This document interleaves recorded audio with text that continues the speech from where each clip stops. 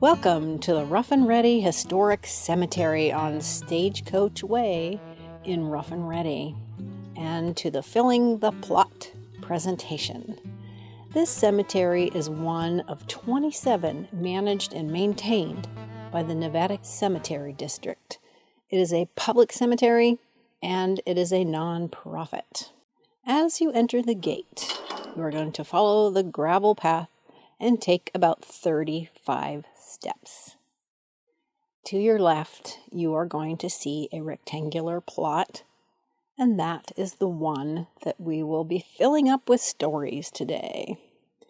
Let's take a moment to look out over the view. You are at about the 2,000-foot elevation, and you are looking at the Squirrel Creek watershed. Off in the distance is the Osceola Ridge. Right behind you is the Deer Creek watershed. Randolph Flat is the flat area between here and going back up towards Bitney Corner. As you're facing the canyon, look at the right corner of this plot. Can you read it? A quick note about language. We are aware that we don't say these expressions that are derogatory. But since we're reading them straight out of the paper, that's what you get. What you're about to hear is the story of the Clenenden and Cleveland family. I'll be reading from newspaper articles to help illustrate the events of their lives.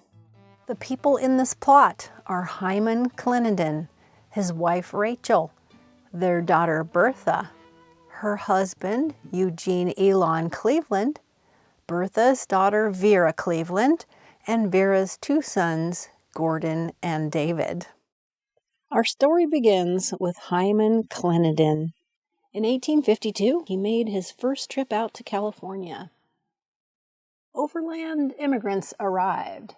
For the information of our numerous readers throughout every section of the state who are expecting friends by the overland route, we publish the following list of arrivals at Placerville within the past week, which we clip from the El Dorado News of Saturday. H. Clenenden is listed.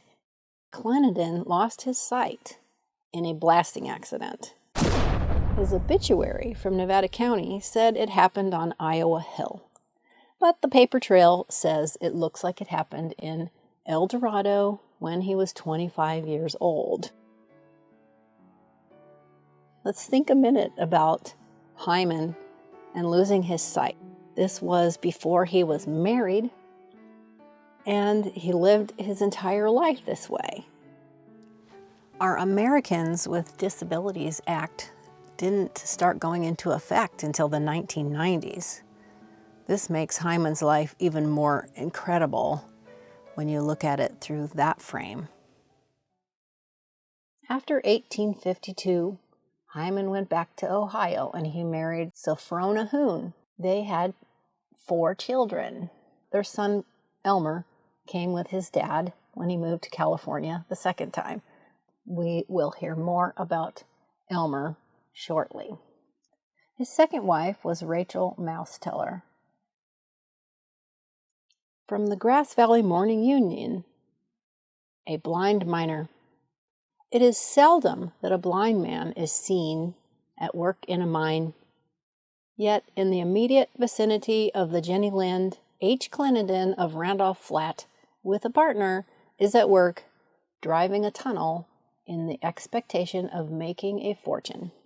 It is said that Mr. Clenenden, who lost his eyesight in mining, handles a pick and shovel and drill with clarity that would do justice to one not so seriously handicapped. Mr. Clenenden and partner recently struck the gravel channel in their mine, and it is hoped they will be rewarded for their perseverance. Their tunnel is about 600 feet. Immediately adjoining Clenenden's claim is an old caved-in tunnel in which 3 Chinamen lie buried. Years ago, 4 heathens associated themselves together to work it. They made considerable money, so it is said that one day 3 of them got caught by a mass of falling gravel and were killed. the fourth lucky heathen escaped, and without attempting to dig out his partners, picked up his belongings and went to China, never to return. In 1882, there was a tragedy for the family. One day last week, two young men, Albert Rickard and Elmer Clenenden, were coming from Bloomfield, and on arriving at the toll bridge, Robinson's, on the Yuba, they found they had no money to pay toll, and in consequence, attempted to swim the river. After a desperate and terrible struggle, young Richard succeeded in landing safe, but Clenenden has not been seen or heard since. The latter is the son of the blind man at Randolph Flat. As far as we know, Elmer is still lost to the Yuba River, and he is not in this plot. From 1883, this is an article that was published by Hyman. A warning. The two men who stole my siphon pipe had better return it as soon as possible if they wish to escape trouble, as I have a clue. And the man who broke into my cabin and stole my prospect pan had also better bring it back. I keep an account of depredations committed at my mine, and I will make it warm for the parties when I commence. They are watched. H. Clenenden, Rough and Ready, California. The next person in the plot is Bertha, the oldest daughter of Rachel and the third daughter of Hyman. Bertha was married once before to William Heaton. They had 3 daughters, Edna May, Vera, and Delpha. The man she married the second time, Eugene Elon Cleveland. His first wife was Catherine Mooney. I believe her father is the one that Mooney Flat was named after. Catherine died as a young woman. She had an abscess on her throat that she was treated for, and it never really got better. By the time she died, their son Eugene was only a year old. Here we have the first example of Eugene's words from the paper. It's a card of thanks. I hereby extend my heartfelt thanks to the many kind friends who were so considerate to us during the illness and after the death of my beloved wife. 1903. They'll soon wed. A marriage license was issued today, one to Eugene Cleveland and Mrs. Bertha Heaton. Bertha and Eugene Elon Cleveland were married. They were married for 4 years, and they raised their blended family, all of whom had Cleveland as the last name and attended the Rough and Ready school. From the Nevada transcript, A Blind Miner's Faith. H. Clenenden, the blind miner who lives on Randolph Flat near Grass Valley, is still hunting for the rich gravel deposit that he says his knowledge of geology assures him is there. He has been digging away for years to find it without success, but he keeps consoling himself with the idea that the bonanza is just ahead. He thinks it hard that other people will not display enough faith in his theories to furnish him the money with which to conduct his explorations, and occasionally gives vent through the newspapers to his grievance. In 1908, dog falls down abandoned shaft, is rescued, uninjured. Shaft should be fully covered. Howard Loveland left this city at 3:30 yesterday morning for Spenceville, taking a horse down to pasture on the Omer Ranch. His dog, Fox, accompanied him, and when near the old Mitchell place on Randolph Flat, before coming to Rough and Ready, he missed the dog, and after quite a search, went on to Spenceville without him. It appears the dog ran ahead of Mr. Loveland for quite a distance and fell into a shaft at the forks of the road near the Mitchell place. The shaft is hidden from view by a cluster of bushes and is not covered over. Mr. Loveland, when he reached Rough and Ready, informed some parties about the missing dog and offered a reward for his return. These parties, now passing the shaft, heard the howls of the imprisoned canine and informed Eugene Cleveland, who descended the shaft, which was 30 feet deep, and rescued the dog, which was uninjured by the fall. The bottom of the shaft being covered with brush, the dog scampered off, running down the Rough and Ready road a distance, and afterward turned around and came to Nevada City, arriving home about 9 o'clock. On the return trip, Mr. Loveland met a party who informed him that his dog had fallen down the shaft and it was still there. Afterwards, received the glad information that the dog had been rescued safely. It is only a short time ago that another dog fell down the same shaft, and Thomas Mulhey lost a horse a few days since falling down an abandoned shaft.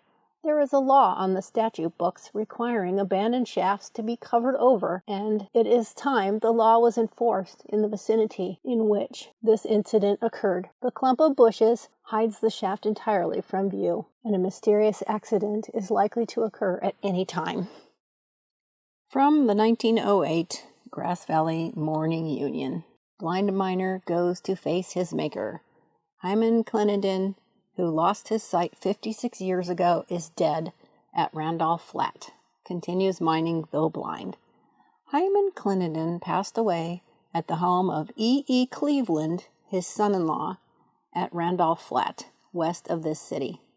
At an early hour yesterday morning, death was due to a breakdown of the entire system more than to any specific disease, as he had been in failing health for a long time, and the end had been expected for over a week. Decedent was one of the most interesting men in the county, owing to the fact that he mined for many years, though wholly blind, and because of his peculiar philosophy. Years ago, he wrote considerably for the local press, expressing views on various scientific matters which caused considerable comment. He was born 83 years ago in Ohio, coming to California in the early 50s, and located at Iowa Hill, engaging in gravel mining. It was while so engaged, 56 years ago, that he was injured by a blast, losing the sight of both eyes. This did not discourage him, however, and he continued at his work after recovering from the effects of his wounds. Sightless, he journeyed back to Ohio, where he married the girl who had promised to wait for him. They came back to California, and 37 years ago located at Randolph Flat, the scene of gravel and placer mining. The subject of this sketch took up a claim adjoining the now famed Jenny Lind, and for years devoted his time to running a tunnel into the hill, feeling certain he would encounter rich gravel. Had he been able to continue his work, it is said he would have struck the same channel which the Jenny Lind recently encountered. Amazing as it may seem, he worked away in the tunnel and seemed to operate with all the skill of a man endowed with all his faculties. It is said he knew as well as any miner whose sight had not been injured when he was in gold-bearing gravel and when the zone in which he was working was barren. Cleveland in Grass Valley, Nevada County, February 10th, 1914. Mrs. Bertha Cleveland, daughter of Mrs. Rachel Clenenden, wife of E. Cleveland, mother of Vera, a native of Randolph Flat, Nevada County, aged 42 years. From 1914, Eugene Elon Cleveland worked as a teamster, a gold mining engineer, and as a farmer. From the Grass Valley Morning Union, on an article about produce that was displayed at the Chamber of Commerce. Some seedling peaches from the Eugene Cleveland place at Randolph Flat were added to the collection that were shown from there a day or two ago. They are beautifully colored and of good size. They were picked from a 4-year-old seedling tree. Vera, Bertha's middle daughter, was 13 when her mother and Eugene Elon were married. She was 17 when her mother died. Eugene Elon Cleveland was 47. And here is where the story takes an interesting turn, because what happened next is that Eugene Elon Cleveland married Vera. To be clear, this man in his 40s, who had been Vera's stepfather, now became her husband.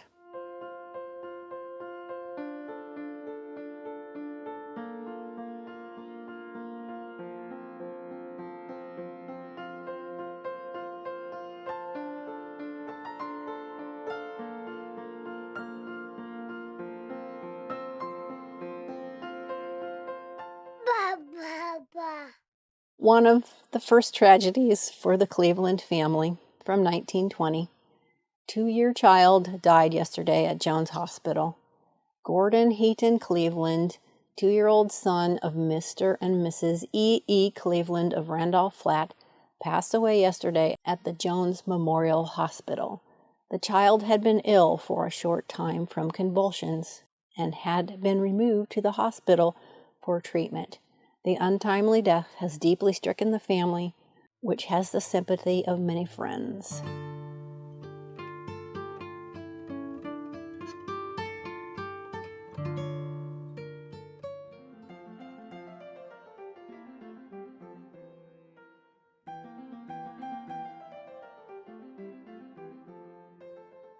So in 1922, we see Vera working at the Rough and Ready Precinct polling place. Her job was a judge. And earlier in the records, we show Eugene Elon listed as a progressive Republican. In 1922, we have Vera's words in the newspaper after the death of Eugene Elon, 2 years after Gordon's passing. Card of thanks. We wish to thank the relatives and friends of the late Eugene E. Cleveland for their gracious assistance during the period of his illness, demise, and Eugene P. Cleveland. Eugene, in this case, is her stepbrother. In 1923, Vera had some troubles of her own. Mrs. Vera Cleveland underwent an emergency operation at the Jones Memorial Hospital Tuesday night for appendicitis. It was found that the condition known as exploded appendix had developed and that the condition of the patient was alarming. It was stated last night that the outcome could not be foretold for 3 or 4 days, but that the outlook for recovery was favorable. The operation was by Dr. C.P. Jones. Fortunately, we know Vera did recover.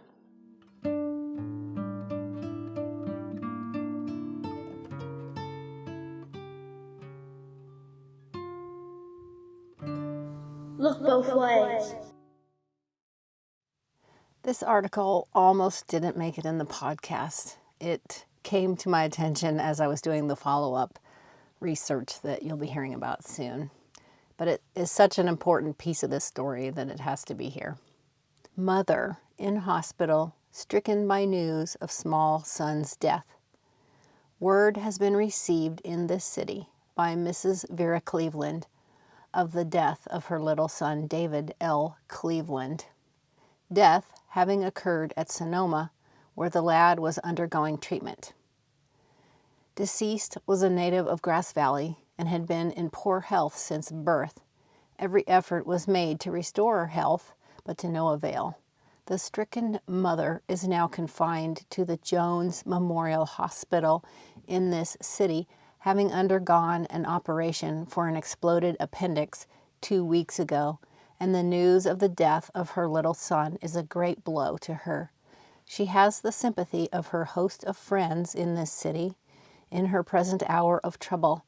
The remains will be brought to this city for burial, arriving on the 11:30 o'clock train this morning. The funeral will be held from the Harris Mortuary Parlors Wednesday afternoon at 2 o'clock. Interment will be in the Rough and Ready Cemetery. David Cleveland buried. Funeral services were held for David Cleveland, 7-year-old son of Mrs. Vera Cleveland of this city.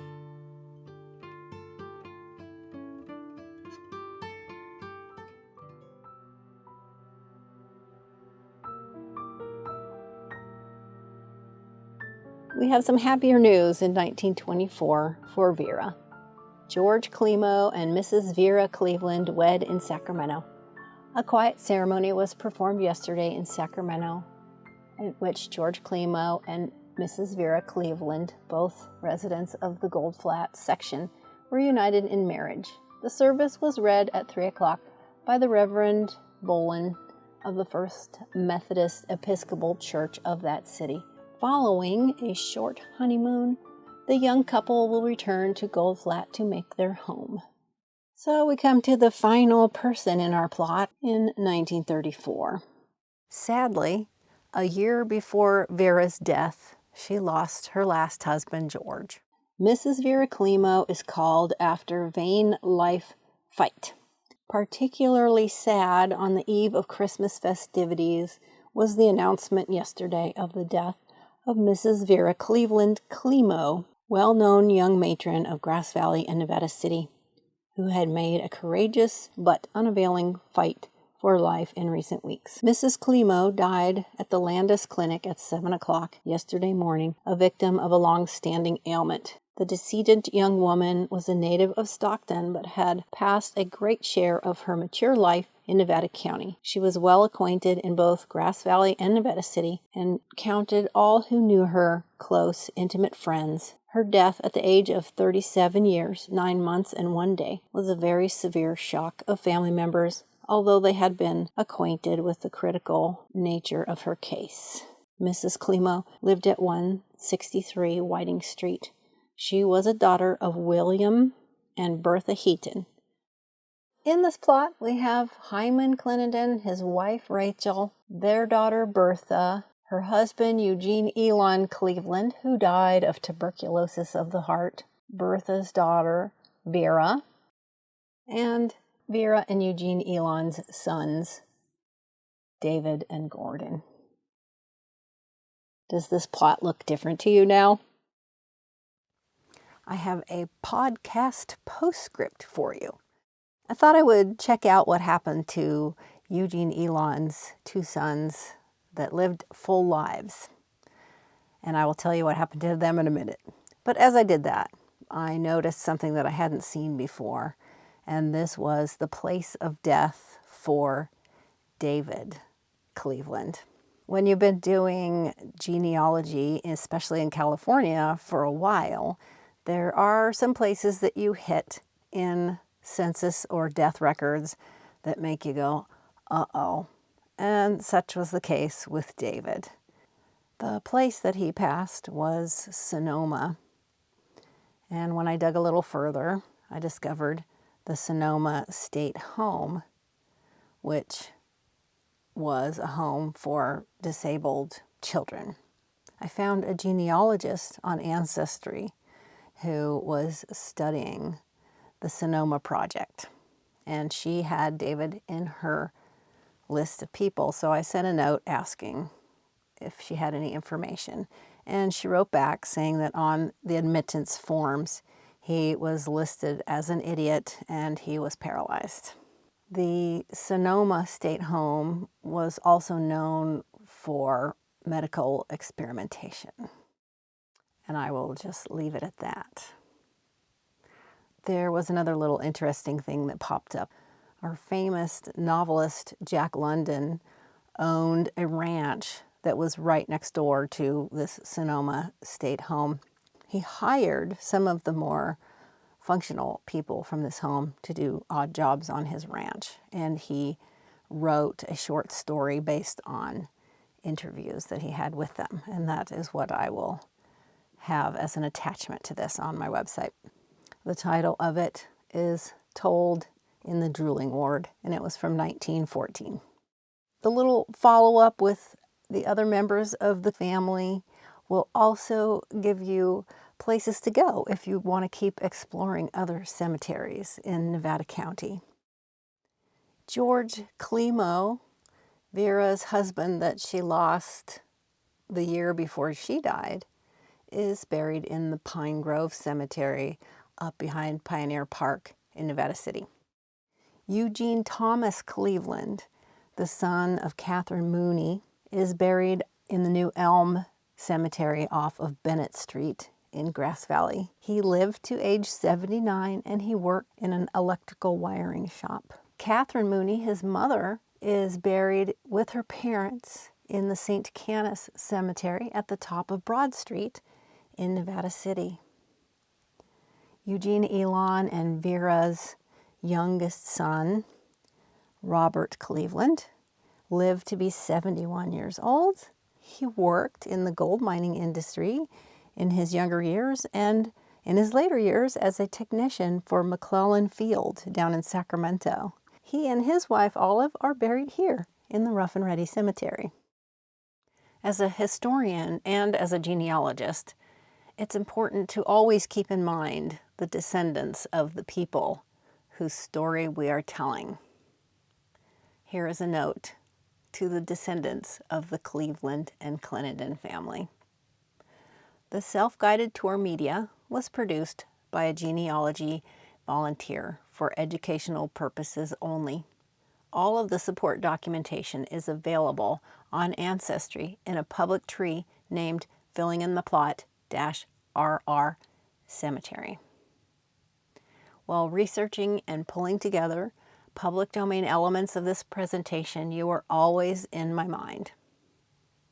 There are so many relatable and engaging aspects of this family history. It is sure to spark conversations and make Nevada County history even more memorable for its residents and visitors. The podcast on SoundCloud was the original layout for this presentation. That one includes folk music that I really enjoyed, and I talk about how some of those pieces are important for this story. The organization responsible for generating the Filling in the Plot research and for hosting the in-person event is Full Circle Living and Dying. Their mission is to educate and serve the community in understanding options and rights for end-of-life care, and to empower communities to bring back the tradition of family-led death care through conversation, guidance, and local resources. Their website, fullcirclelivingdyingcollective.com. Your historian and narrator on this journey is me, Lisa Redfern. I'm a Nevada County resident, a filmmaker, and author. My other Rough and Ready Cemetery project is researching the Grants, who originally owned the property I currently steward near the springs. Their plot is about 15 steps away from where you're standing now. I'm making a book with the story of the land from when it was wild and unexploited to its chunked up form today. If and when I step aside in my stewardship duties, it's important to me that the story remains. The Grant, Clenenden, and Cleveland families were all Randolph Flat neighbors. If you'd like to explore more local history, you can visit my followingdeercreek.com website to watch a documentary I made about the Deer Creek watershed. On my website, littlemountainpublishing.biz, that's B as in boy, I, Z as in zoo, I have details about this Filling in the Plot presentation and more history and hiking tours.